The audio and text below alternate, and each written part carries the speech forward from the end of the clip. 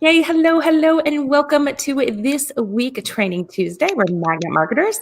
Our goal is always to help you become a magnet with your marketing versus being a bullhorn. And today you're in for a treat. We're talking about successful 2020 holiday ad campaign strategies.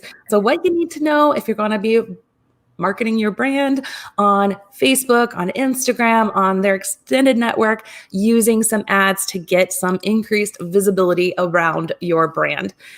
If you did not know, the first 8 weeks of the pandemic had more e-commerce sales than the last 10 years before it. So, Boom. Yeah, it's all about having that online shopping experience. So super excited to dive in today with a special guest, our advertising expert, Tony Christensen. But before we introduce him and all his genius, if we've not met before, hello. My name is Jessika Phillips with Now Marketing Group in the Relationship Marketing System. And my awesome co-host, he's Mike Gingerich. He's the president of Digital Hill, the co-founder of the popular apps Waftio, a tab site, and published author extraordinaire. How's it going, guys? How are you? Hey, doing well, Jessika, and welcome, Tony. Thank you so much for having me. I am so excited. Obviously, I got dressed up today for once. That's how excited I am. So you guys threw me off. I was like, okay, Mike came in dressed up as Tony, and Tony came in dressed up as Mike. So I was like, wait, who, where, what, when, what? Yep. Yeah. So Mike, I'm going to have you introduce Tony, but as you're doing so, if you guys are watching in live or even the replay, let us know what has been working for you this year so far with ads. What has been your experience? Have you been running ads? What's been your experience so far?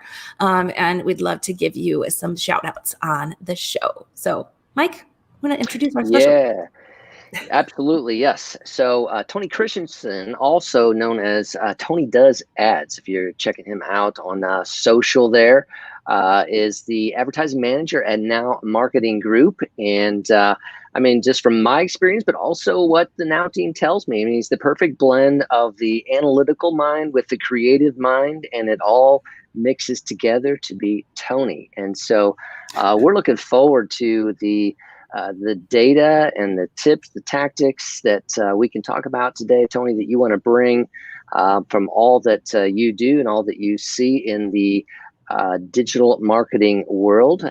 So yeah, Tony's sense of humor, positivity, and desire to make a difference has made him a perfect complement for the Now Marketing team. And yeah, advertising manager, lots happening in that world. So again, welcome, Tony. Thank you. That was a great intro. I feel like you freestyled some of it. You might have read some of it, but I'm going to need that soundbite later. Yeah. Mixing it up. Yes, absolutely. Absolutely. And you know, what a day to be doing this. You know, it's a Prime Day, you know, and Amazon. So it's kind of the kickoff, so to speak, maybe of that holiday ad season. But lots going on in that world for sure. And lots going on, particularly 2020, because it's not been a normal year. And so, you know, we got COVID, we got elections, we got all kinds of things happening as we head into this season. Yeah, and you're starting to see that kind of across the board now. I noticed even today you're seeing now even Target and Walmart jump in on Prime Days. They're doing their own. I think Walmart's is called like the Big Save, and I think Target's is like Deal Days or something like that. So it's already been a crazy year, and now you're getting the other big brands that are jumping on this whole Prime Day. Let's start as early as possible. Advertising and campaigns and all that stuff happening now too. So it's been crazy. I feel like everyone just tries to kind of one up each other. I mean, granted, as I'm looking at writing client posts and looking into, you know, the next couple of weeks, I'm like, holy crap, it's going to be November, right? And so, but even before that, like many brands are already thinking about Black Friday, Cyber Monday, what's that going to look like this year? Many of them are scrambling of saying like, okay, how can we have our process online or, you know, get more exposure for our brand? And so they need to be thinking about this now because I think more and more people, like I said, are trying to kind of one up and do something before the other, whether you're selling e-commerce online or you're just promoting that your doors are open, right? Again, or whatever that looks like. I think more brands, because of such the lack of engagement, like in 2019, it was like 0.9% engagement rate. They're trying to really get behind ads, which can be a great enhancement to get visibility and exposure out there. But as you said, Tony, you're already seeing this now in impact for clients that even that we're managing on several different factors. So what I'd like to touch on today are just kind of what some of those factors are that are being impacted right now, so they know, as well as here's some strategies and ways to maximize that ad dollar, maximize your exposure, and kind of have a successful wrap up of 2020 as much as possible, because I think all of us are ready to wrap this up and ship 2020. Yeah. And I have a great stat just about Prime Day too that I found here. But even Prime Day alone this year, their sales are expected to jump 43% since last year. So that's up to, let's see, 9.91 billion. So it's just crazy. Just that stat there. I was like, wow. Yeah, yes, and absolutely. my garage stat of how many boxes I have building up in there from just shopping on Amazon and online businesses.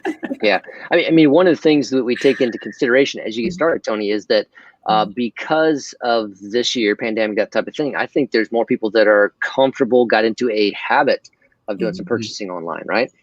Yeah. You're seeing just with the whole new year, the whole 2020 year happening. A lot of people were kind of forced, business owners and consumers forced now to go online to list their products and then to shop for things that they couldn't find locally that they used to find, or they don't want to go out now. Yep. So definitely this year, you're going to see kind of like the most competition you've ever seen online, which is good and bad news. It's probably better for consumers than it is for the people running businesses that are trying to do these sales, because like we already mentioned, you're going to be competing with the big heavy hitters now, and they're not going to be doing those big in-store sales now. They're pushing most of that online because they don't want these big crowds. They don't want, the crazy scenes that you see, back in the day when people were pushing open the doors and all that kind of stuff happening.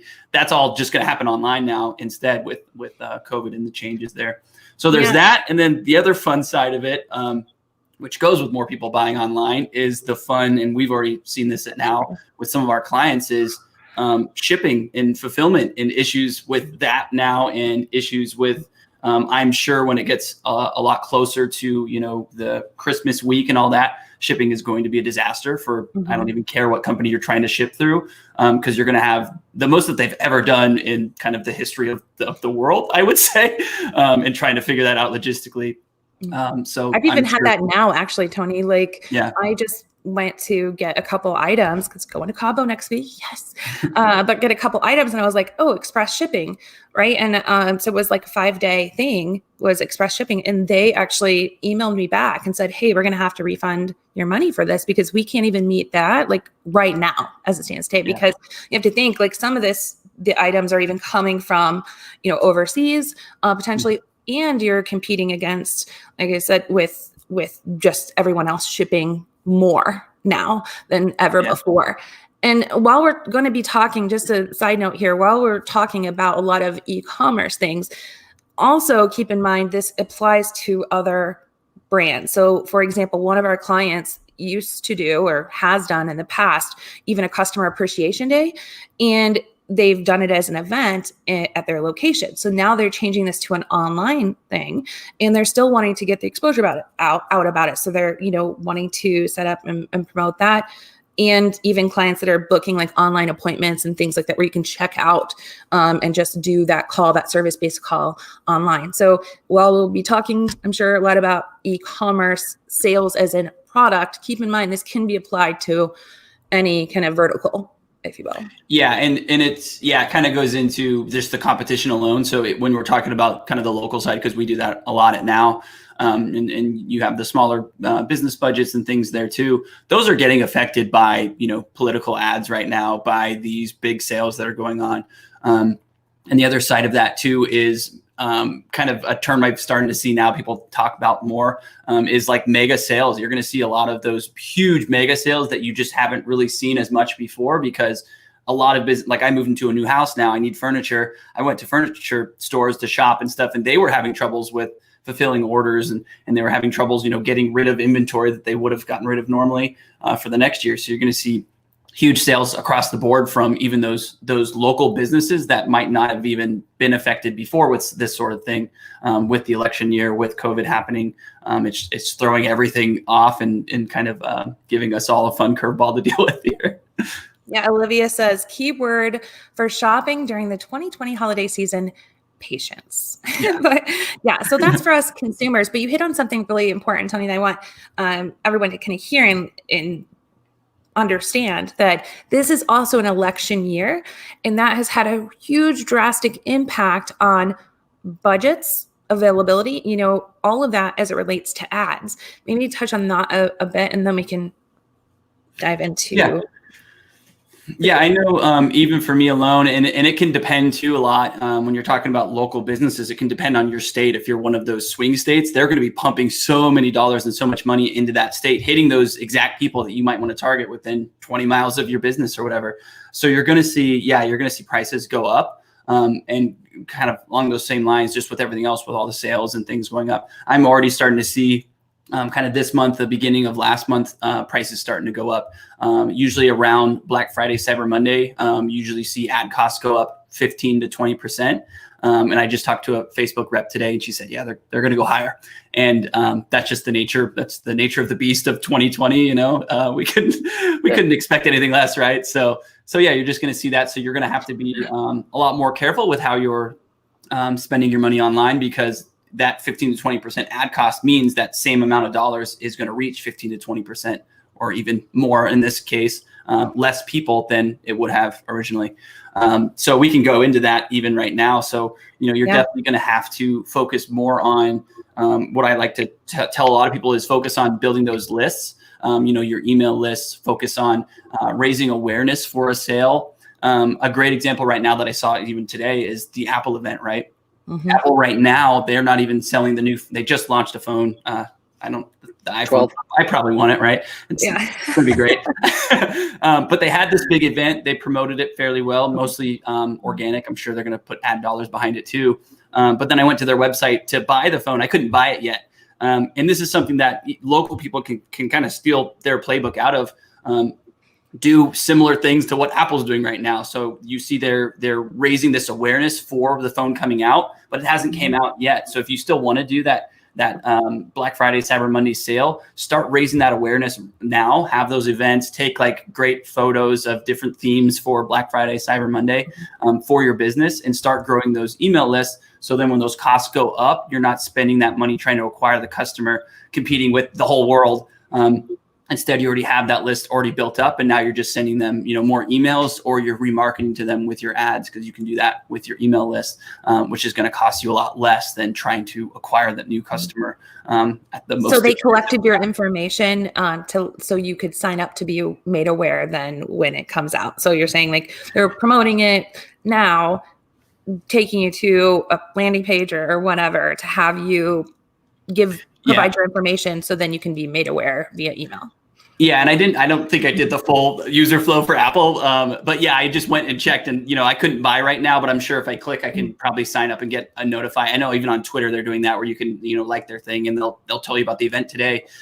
Similarly, you can do that, or even do sales earlier. Jump in on this kind of Prime Day, deal days, whatever days you want to call it. Be festive, be fun. It's been a crazy year for everyone, so I think the main thing is don't be tone deaf with all these kinds of things. Think about clever ways of doing it. Think about entertaining ways. That's what a lot of people are looking for online. They're just tired of seeing so much about politicals and about numbers with things that have happened this whole year, So bring entertainment, bring education. If you have a new product releasing or a new service coming out, hype that up, and have your own little Apple event for your business, and leverage that to kind of grow that email list. So when it comes to, November, December, you're not paying an arm and a leg to get one new person to see your ad and to sign up for that list, Yeah. If I heard you correctly there, just to summarize that again, but so basically like the retargeting can be less expensive on the ad cost then. And so using Apple as that example, basically by doing some type of engaging event, live video, whatever type of thing, but then driving people to a site to take a look at, like you got over there, Now you've been there, and now they can retarget to you, and that can be at a lower ad spend because they're not competing with so many for that piece. It's you who were here on our site before. Let's get this ad to you and let you know now it's time that you can buy it. Yeah. So basically what I would do is view this whole rest of the year as kind of a slope like this. And this is your ad cost the rest of the year, right? So do you rather try to get customers right now, or do you rather wait another month or 2 months when it's higher up that slope of your cost?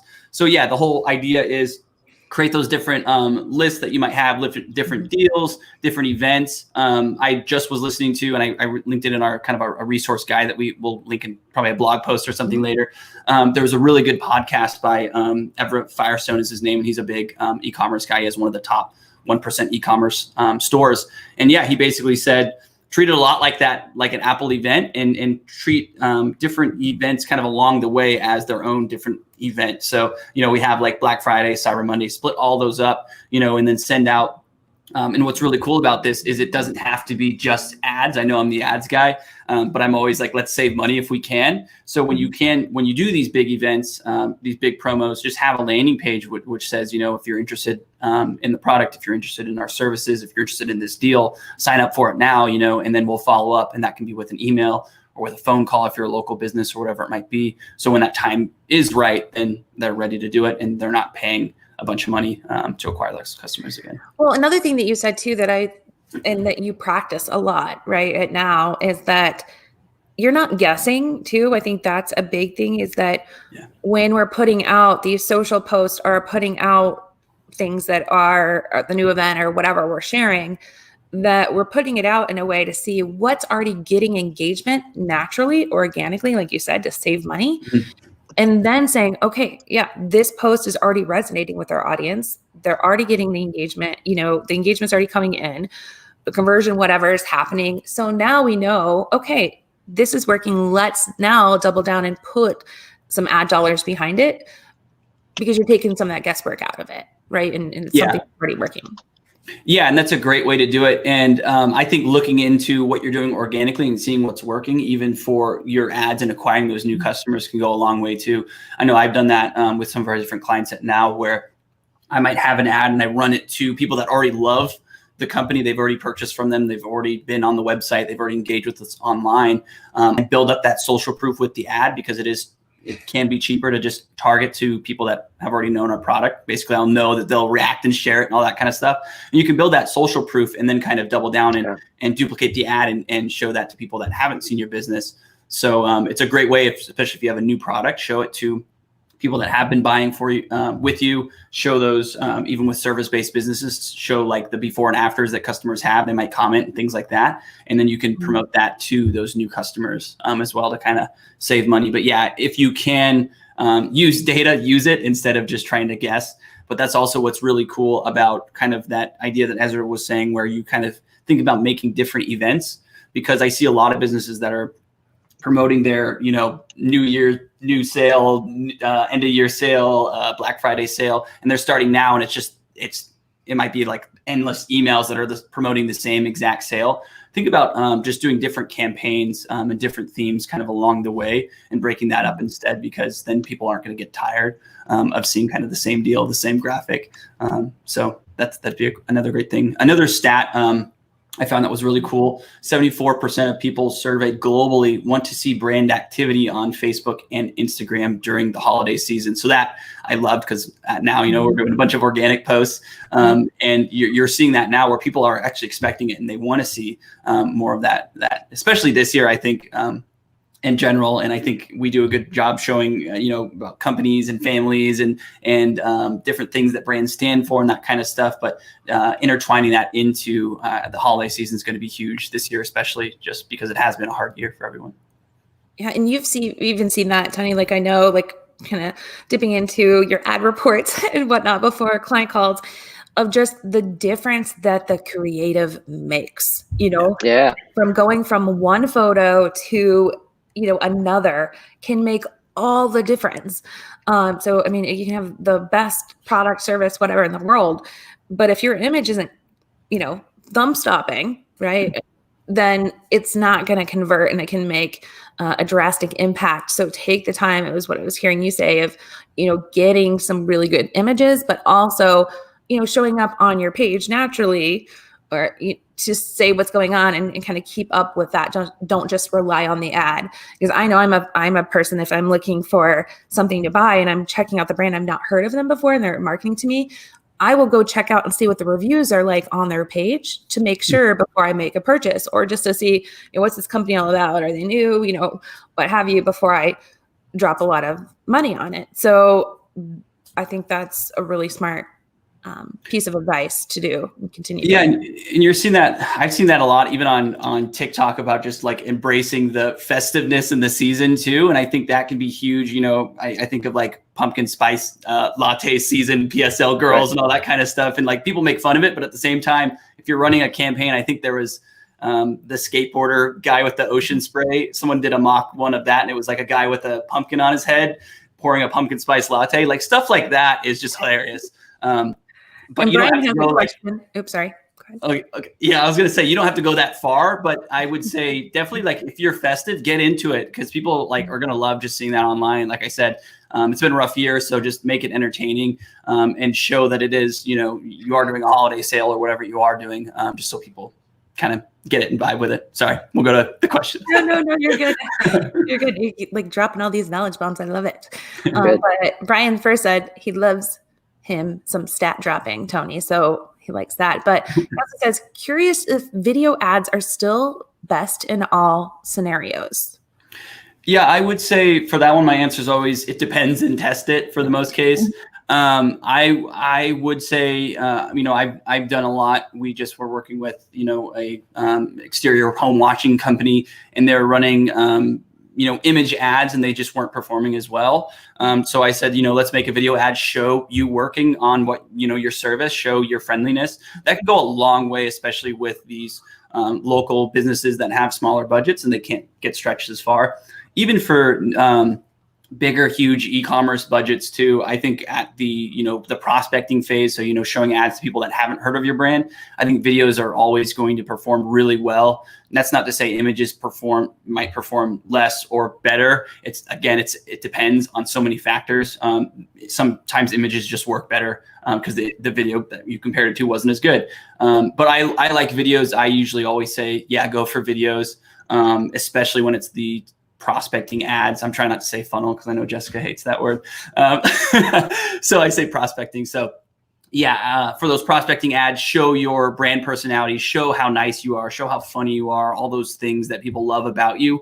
I love that video can do that really fast, and kind of the best way is through video.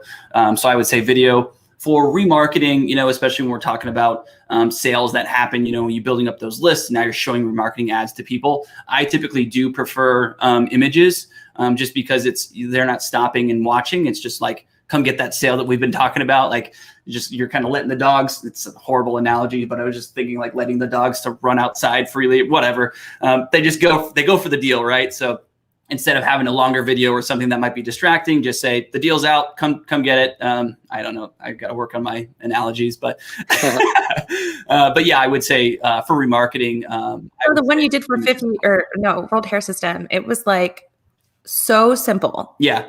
And it was like mind blowing, the ROI. It was like 3,000 something freaking %. I was like, holy crap.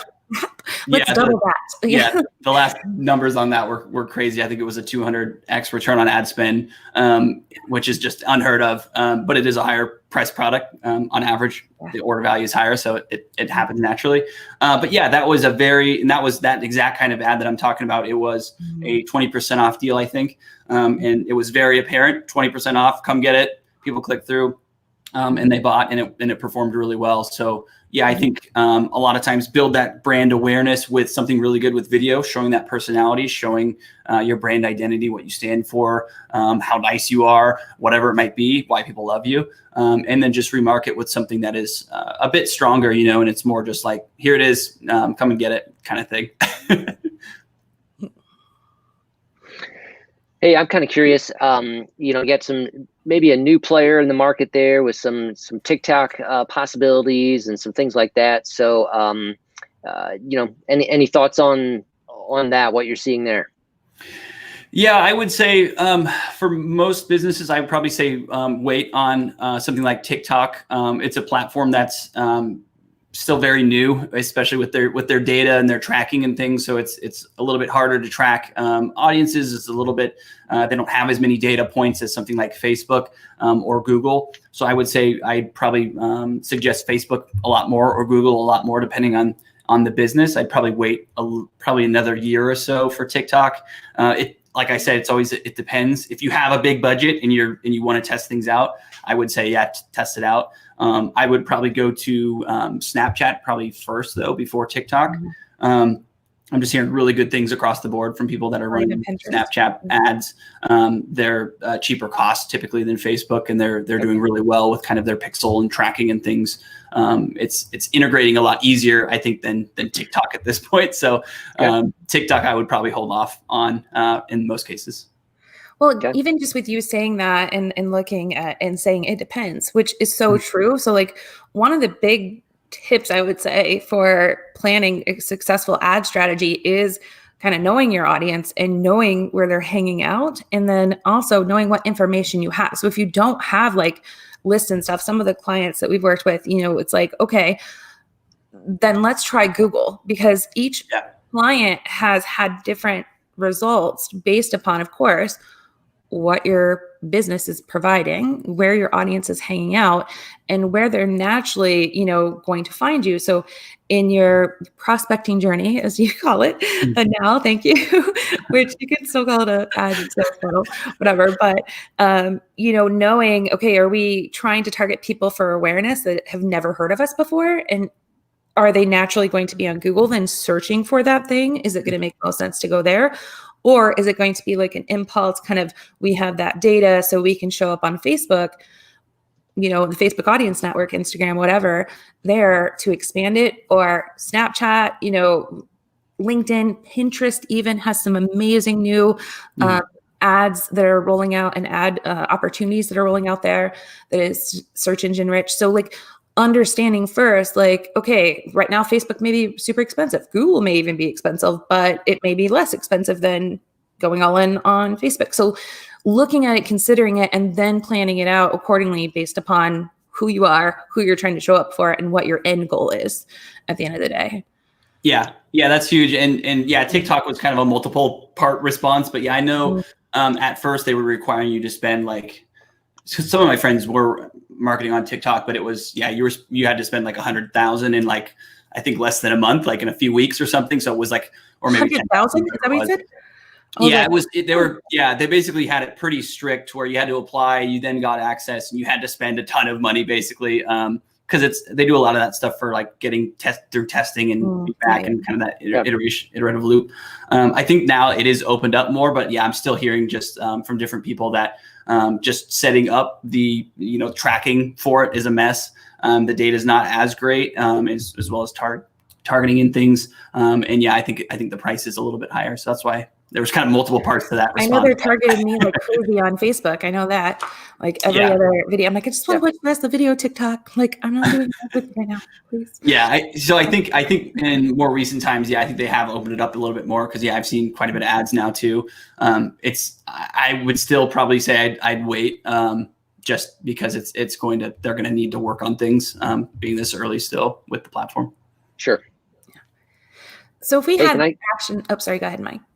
Well, I don't want to distract you too much, Jessica, too, but I was kind of curious, like circling back to Facebook and knowing about, the Facebook with Instagram, so there's different ad placement possibilities, right? There's all kinds of things where you can place them, and any guidance, wisdom there, so obviously, they can do it within an Instagram story, that type of thing. So what are you seeing? What are you doing with some of the placements of possibilities where within Facebook and the Instagram world you can place ads?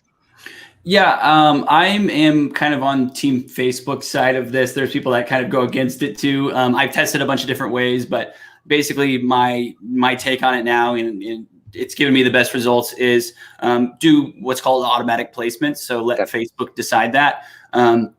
a year, 2 years ago, I probably would have said, don't do automatic placements at all. Kind of like what I was talking about with TikTok. Don't use it yet. It's not ready. Now the automatic placements is ready, and it performs really well compared to if you, basically the idea is you're restricting Facebook from doing what it does best now, which is the machine learning AI. Yeah, it's getting really, really scary good in a lot of ways.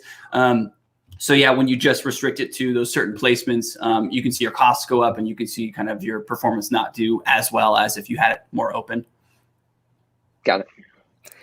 Yeah, and kind of piggybacking on that, you have mentioned even before, like when you're setting up the ads, and actually I'm going to share the link again to this guide that you created about just like when you're getting things set up, some mistakes that are often happening that can really impact the success of it. So maybe even some of the kind of do's, don'ts this time of year and every time of year that we can share, and then how brands should get started though to make it successful. 2020. Okay. Yeah. First thing I always say is, what are your goals? That's definitely something that you want to think about. What are you trying to achieve? And when it comes to asking what budget should I spend, you want to think about, kind of reverse engineering, like what would you be willing to spend for someone to add something to their cart, or for someone to buy from you, or for that lead. So you have to get into your kind of your business's numbers and see what are you willing to pay. I'd also say wait, or not wait, but know that it might take a while. The first month or so, you're going to have to do a lot of testing and figuring out what's working, what's not working. Before that's a key. I think I want people to hear that one. I think that you don't expect it immediate. You got to do some testing. Yeah. You got to watch the results, watch the data, right? Brian was saying he loves me some data, and that's key that first month. Yeah, and that's like why I love joining the Now team, because I knew a lot of her clients, they already figured out the brand identity, the customer avatars, and just organic in general. And that's a huge thing. Like if anyone comes to me and they're wanting ad help and they're like, oh, we don't do organic, I'm like, I don't even want to talk yet. Like go talk to Now, go talk to Jessika, figure out all this stuff. That's a huge part of it too. And that's going to save you a lot of money, just figuring out, again, it's the data behind things, but being able to test things for free, posting organically, or having someone do that for you, figuring out what's working. So then when it comes to running ads, you're kind of ready, what people are responding to. So then you can just save money by promoting what's already working, which makes it kind of a no-brainer and pretty easy in that way. But yeah, that part takes a lot of time as well. The ads part, you can speed it up if you're willing to waste more money on testing, and trying those different angles and things. Some people are okay with that. Some people are like, no, I don't have the budget for that, so there's different takes there. Mistakes in starting out, I always say, install your Facebook pixel. I think in that resource you mentioned, we kind of have the 9 mistakes, and that's always one of the main ones I see is you just don't have that Facebook pixel installed. It's getting really easy now, which is really nice. It was a lot more complicated a few years ago. Now it's like, click this and it means, the Facebook pixel installed. The next step is conversion events, which is related to your Facebook pixel. So that's like if someone clicks on to submit a form, you want to track that because that's a valuable event basically that you want Facebook to track. So there's 2 sides: install the pixel. The next step is track each of those valuable kind of points in the customer journey.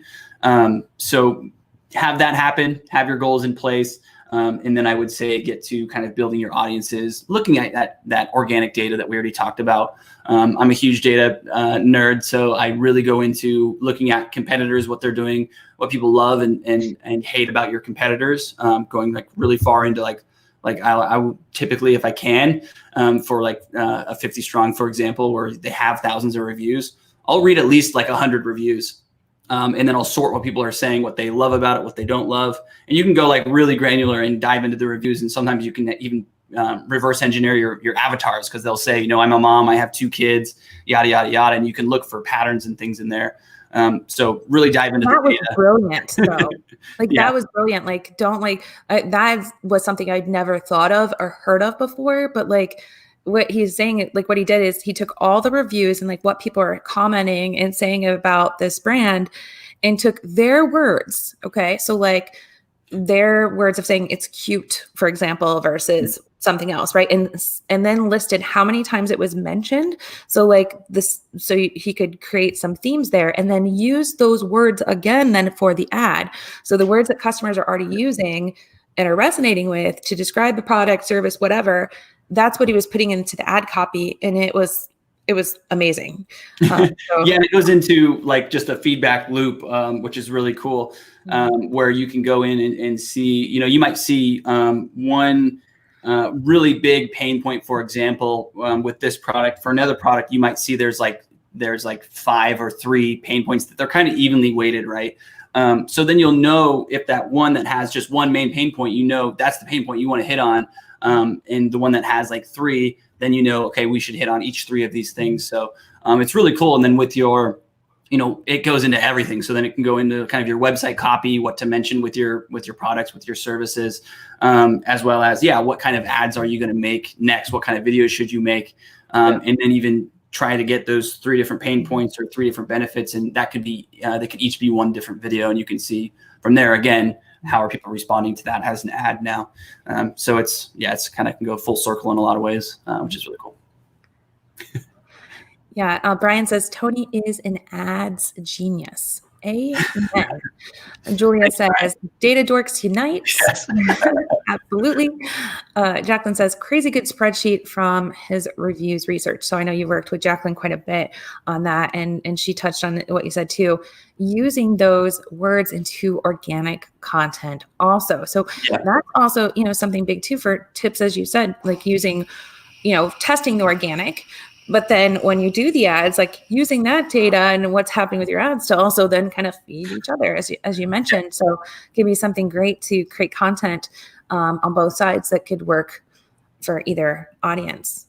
Great tip. Yeah, and that can feed back with the social proof too, of testimonials from people of like, oh, you won this top product award or top local business award, feeding all that back in and just adding social proof. And I love it too. And I kind of explain it as, instead of guessing why your customers love your products, you're just saying what people have already said, why they love your product. So it's taking that out. One of my favorite examples is it's a random example, but I went to local business example though. So it's great. I was going to a place when I lived in Washington for a haircut, and it wasn't even a great haircut. It was a fairly cheap haircut. They promoted it as being a cheap haircut. But the reason I went there, and the reason why I think a lot of people went there, is because Bellevue is kind of a busy tech city. So a lot of places have long lines, or you have to schedule ahead. This place, you could walk in and you could walk out in 20, 30 minutes, depending on what you want it done. If it looks like this, probably 5 minutes. So if they knew that, if they talked to their customers more and got that data, then they could leverage that in banners and signs and their signs up in the front of their store and online, that kind of thing. So talking to your customers is huge in so many ways, just for those little points that you might think why someone loves your business, but you probably don't if you're not talking to those customers. Love that. Love that. Love that. Wow. That's a lot to think about already. I know you do have a guide. Again, we're putting that link in the comments here. We'll also recap it on the blog tomorrow with the full list of Tony's tips for 2020 holiday advertising success, with this download of mistakes to avoid and watch out for. So if you could leave our viewers with anything, like the first tip to kind of get started, to think about this right now in order to make it the most successful possible, what's the very first thing that they should do? Oh, that's a good one. No pressure. I would say, think about what are your goals? Again, that's always my go-to answer. Think about your goals and think about, I would say, think about how you can have fun with this too, as weird as it might be a stressful time, but think about how you can have fun, how you can make something that's entertaining, that people are excited for. I would say, like I mentioned, try to make a little event about it somehow. Maybe it's just an email campaign, maybe it's ads, whatever it is. And just get some excitement, some buzz going about your company. I know, now we've worked on different businesses and all these different kinds of plans and ideas and things that you can do. I would say, try to figure out what you want people to do, and then see what you can do to kind of make it fun, make it entertaining, educational, even depending on the take you want to do, and then just go after it. And like I said, keep in mind the mental state of everyone in this world. So that's why I say like, Yep. I would just have fun, make it entertaining, educational, whatever it is. And then, yeah, just go for it, make a plan, and kind of roll it out. Like I said, focus on, mainly I would say grow your email list. I tell so many people that all the time, because without an email list, you have nothing really. So really focus on growing an email list and kind of building excitement about an event that you're having, a sale that you might be having or whatever, but just start with that email list and kind of growing that so you can leverage that down the line this year and, into next year. Yeah, great point about especially like knowing your win, because, if you're marketing for people to go to your website to fill out a form, but you really want them to call or you really want them to do a different action, like starting with the end in mind, great tips there. So, well, as always, Tony, you are a wealth of information, and always love picking your brain on ad strategies with our clients and just watching other things that you're doing. I know you have a personal website as well where you share some tips. What is the best way for people to find that and connect with you? Yeah, TonyDoesAds.com is kind of my personal site. I'm on Twitter a lot and I just retweet like just so much good information and things there. So that's just at TonyDoesAds. So I'd say, yeah, reach out to me there or just follow me there and you'll just see like a lot of this stuff I'm quoting and survey results and things like just really valuable stuff or where the market's going. Twitter's a great place to kind of get that pulse. And I'm going to make more like great blogs and resources for now too. I know we've kind of mentioned some of them, but I do want to make something about like creative and what you could do there. And then I'll probably reach out to Julia too and add some more stats and things in the blog post recap for this too. So definitely check that out. Yeah. And you've been creating a lot of that content too. So even YouTube videos that we'll link in the blog recap, which can be found at nowmarketinggroup.com/blog, or just go to nowmarketinggroup.com, click on the blog tab. We'll have the recap of this tomorrow and link to even some of the videos that Tony's created on how to check if that ad pixel is there, right? Like how to know if it's set up properly, how to import your list, all things like that for advertising tips. So thanks again for joining in with us. And Mike, thank you as well as always with joining in. Any last minute tips or anything that you have as well, or finishing thoughts before?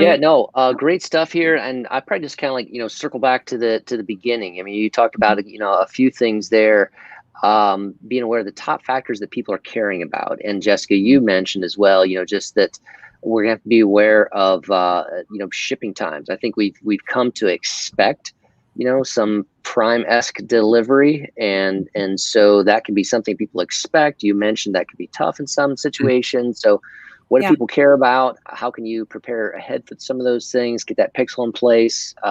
Some great stuff here. It all takes little steps of action. You gotta get going now. Yeah. Set those expectations. Don't be afraid of it. People just want, transparency. They want to, just have a frictionless process. So as Tony said, like add some fun in there, have some fun with it, get good with the, adding some creative and do that on your organic channels, right? And then just enhance it with the ads that you're doing. You'll have much better success. So again, leave any comments that you have for Tony. You'll be in the comments later responding to those, and we'll have that blog recap up for you tomorrow. So thanks again for joining in with us this week on Magnet Marketer, where our goal is always to help you become a magnet with your marketing versus being a bullhorn. And we look forward to seeing you again next week.